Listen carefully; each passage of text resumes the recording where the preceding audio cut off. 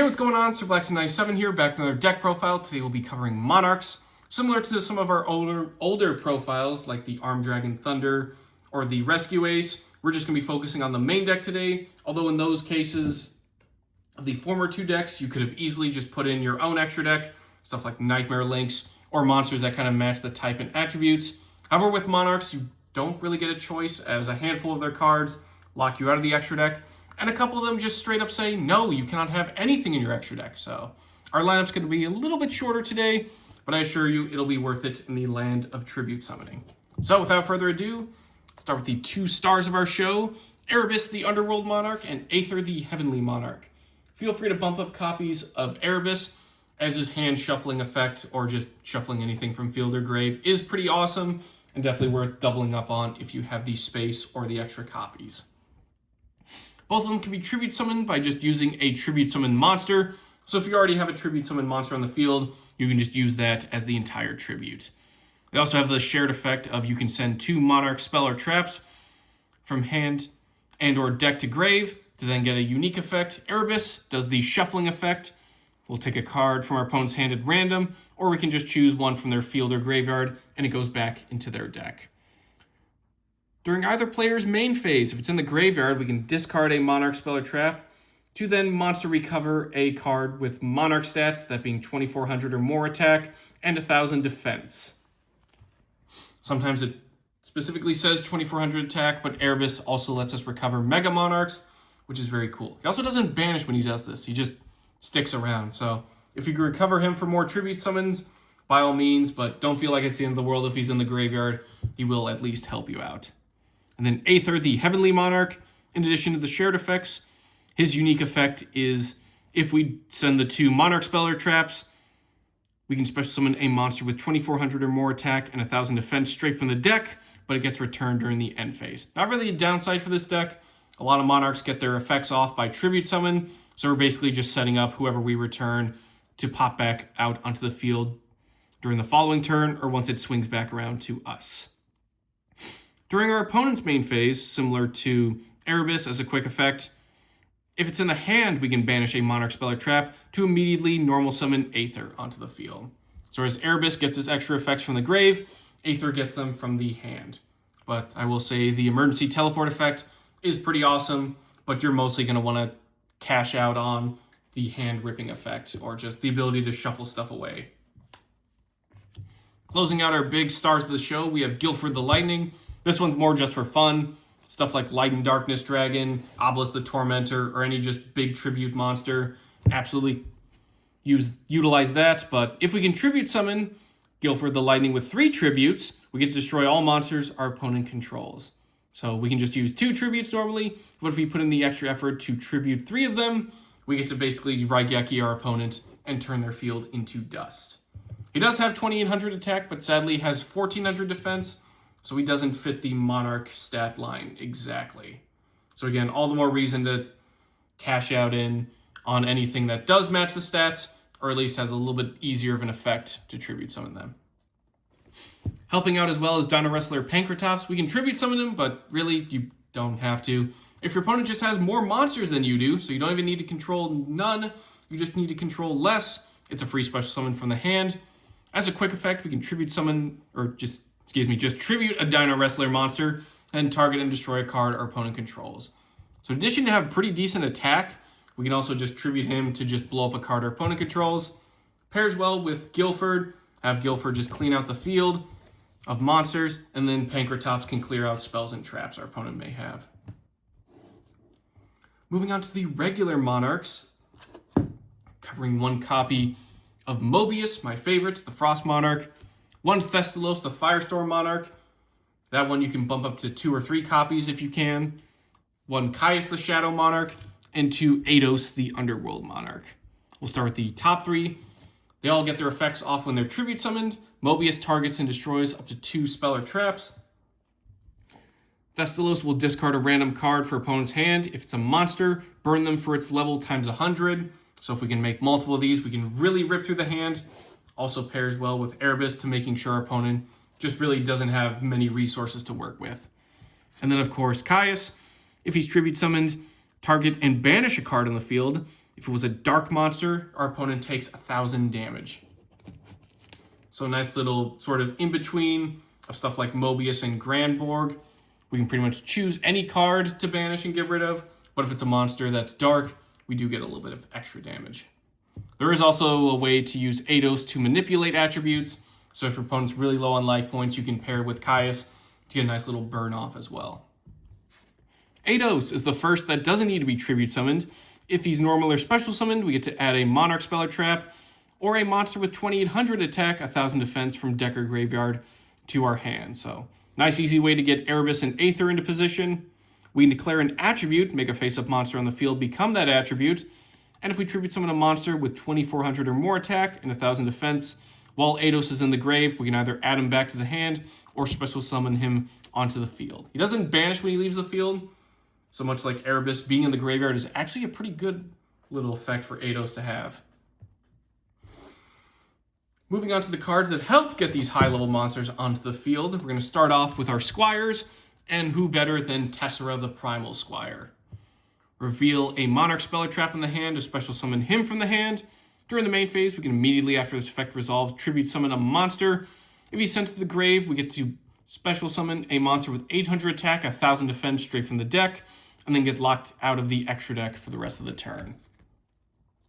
So this is where the trend of being locked out of the extra deck comes into play, but also pretty cool is there's a couple cards that are exactly level 1 light warriors, so they're reinforcement of the army targets, and also 1-for-1 targets.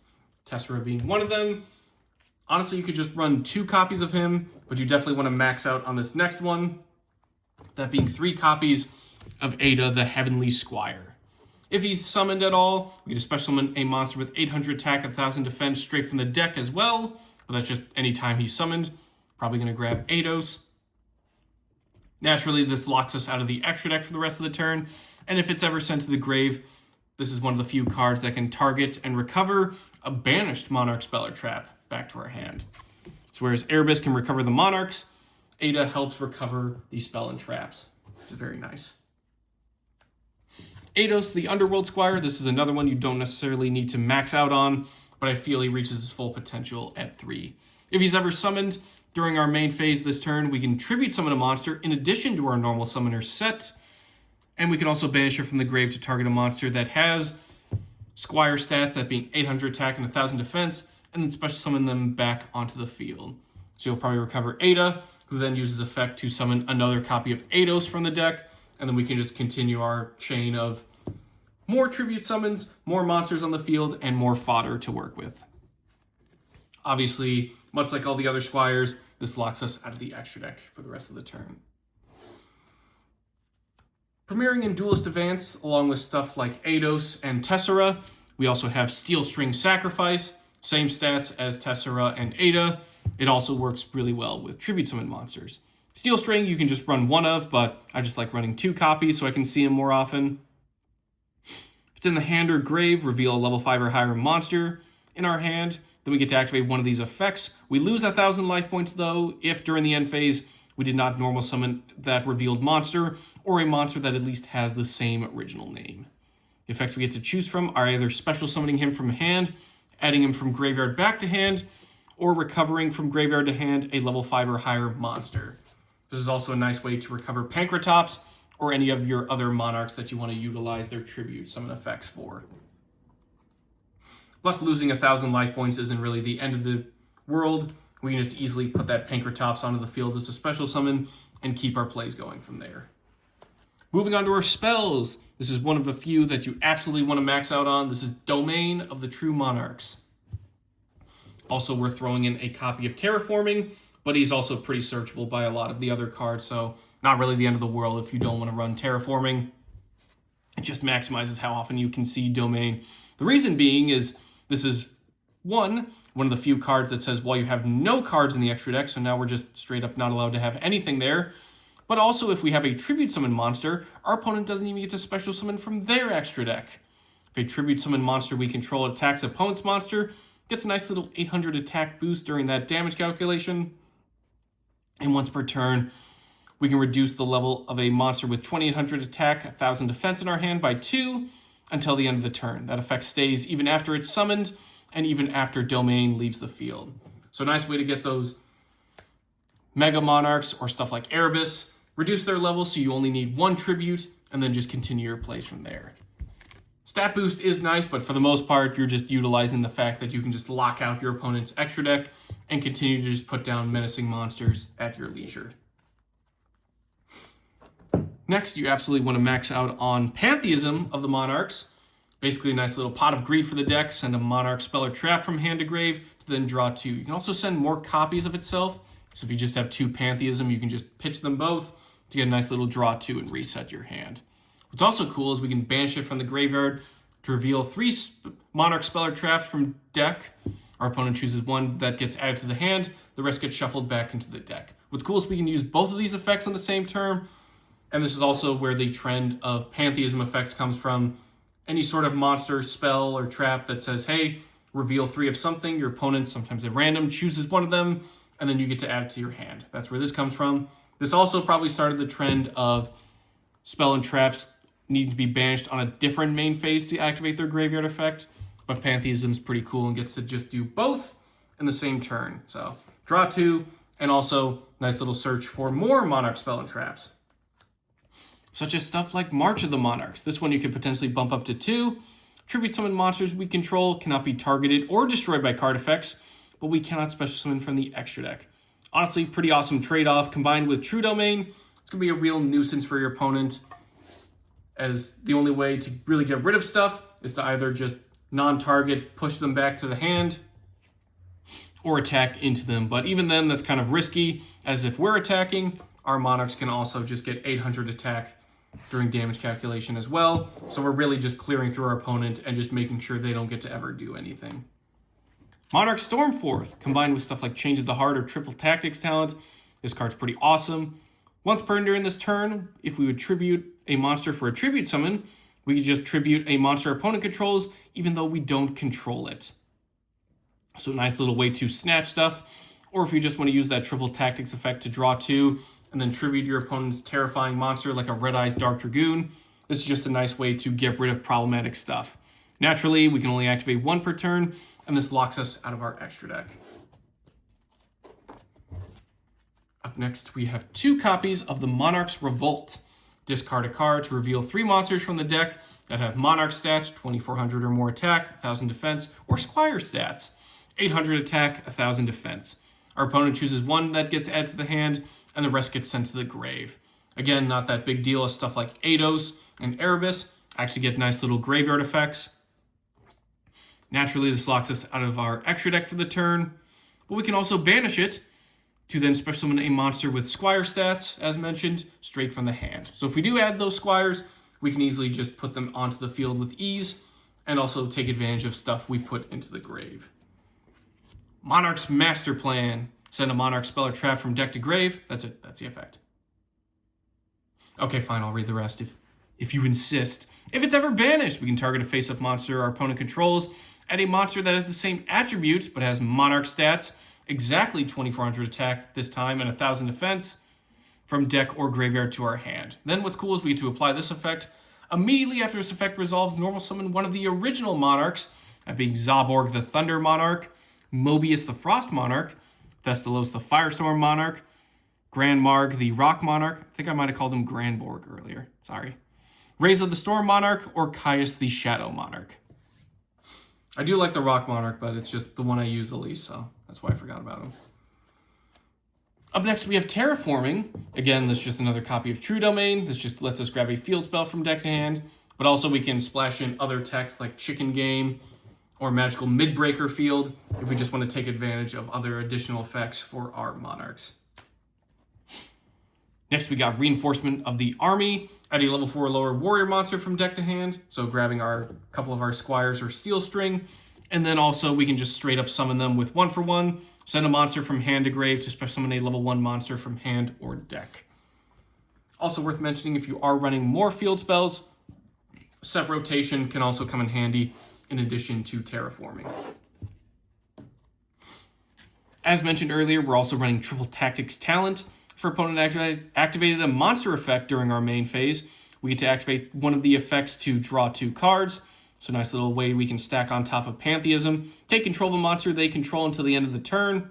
This is non-targeting, so we can even grab stuff that can't be targeted to then immediately just tribute it off for a Monarch. Or we can look at our opponent's hand, choose a card from it, and shuffle it back into the deck. So a nice little thing we can stack onto Erebus, or just use his best effect immediately and just get rid of stuff from our opponent's hand. As if we weren't oppressing their hand or field enough as is with stuff like Thestalos, triple tactics can also really rub salt in the wound there. Moving on to traps, we have Escalation of the Monarchs. Once per turn during our opponent's main or battle phase, we can just immediately after it resolves, tribute summon a monster. So not only are we really oppressing their hand and field during our turn, we can just do the same during their turn. Also helps is Monarch's Erupt, basically same conditions as Domain, no cards in the extra deck, and you have a tribute summon monster. Negate the effects of all face-up monsters on the field, while those monsters are face-up on the field, except for tribute summon monsters. During your end phase, though, if you don't have a tribute summon monster, send this to the grave. Again, just combined with stuff like March and True Domain, you're really just pushing immense pressure on your opponent. Now they don't even get to use any effects of anything they put on the field. No extra deck, and your monsters are immune to card effects and targeting. Moving on to our final set of continuous traps, these three all can special summon themselves as monsters, which is pretty cool. We'll start with first Monarch, as he's first in line. Special summon as an effect monster, a level 6 Dark Fiend with 1,000 attack, 2,400 defense, so basically the reverse of the Monarchs. It is still treated as a trap, but it's worth mentioning that Prime is a normal monster that is not treated as a trap. We can discard a card for first Monarch to then declare an attribute. He becomes that attribute and gets to be treated as 2 tributes for the tribute summon a monster that has the same attribute as him. We don't get to special summon monsters except monsters that share his attribute. It's a nice way to just, again, much like Eidos, take advantage of those Mega Monarchs. Stuff like Reza and Caius that really can get their bonus effects off and really put pressure down on your opponent. And also he's just a nice little wall that also just gets treated as 2 tributes in general, which is pretty cool. Prime Monarch, though, does have a nice little utility effect. Once per turn, target 2 Monarch spell or traps in the grave, shuffle them back into the deck, then we get to draw a card. So nice way to basically mitigate Erebus and Aether's effect, while also giving us a little draw power for our troubles. If it is in the graveyard, banish one other Monarch spell or trap, to then special summon this card in defense position, then becomes your level 5 Light Fairy. Same stats as Prime, or first, but is not treated as a trap card. Very nice. Again, searchable like most of the other spells and traps, so don't feel like you have to run multiple, but honestly with Prime, the ability to just shuffle them back into the deck constantly and get a little draw power, it is kind of worth it, bumping up to 2. Whew. That'll do for today's deck profile. Again, make sure you don't have any extra decks. Definitely fun to cover some old school stuff like tribute summoning. But I've been Sir Blackson97. Thank you all for watching, and always remember to tribute summon your monsters.